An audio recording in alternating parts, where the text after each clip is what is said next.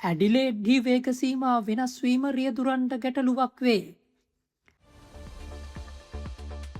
ඕස්ට්‍රේලියාවේ south Australia ප්‍රාන්තයේ නවපාසල් කලාප තුළ වේගසීමා නීතිය ක්‍රියාත්මක කිරීමත් සමඟ රියදුරන් අතර අවුල් සහගත තත්ත්වයක් මතුව ඇති බව වාර්තාවේ.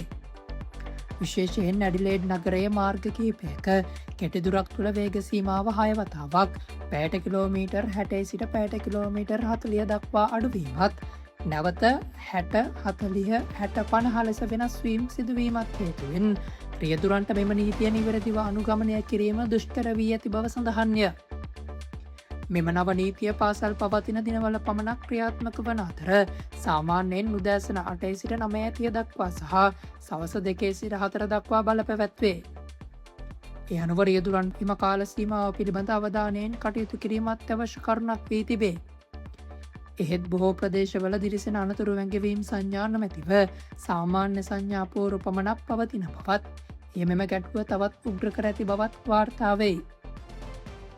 තවද නියමිත වේග සීමාවට වඩා පැයට කිලෝමීටර් 10 සිට 19 දක්වා වේග සීමාව ඉක්මවා යාමට $469ක දඩ මුදලක් සහ දඩුවම් ලකුණු 3ක්ද පැයට කිලෝමීටර් 20 සිට 29 දක්වා ඉක්මවා යාමකට $955ක දඩ මුදලක් සහ දඩ ලකුණු 5ක්ද නියම වන අතර එම දඩ මුදල් ඕස්ට්‍රේලියාව තුළ ඇති ඉහළ මට්ටමේ දඩ අයතරට අයත් බව සඳහන් වේ.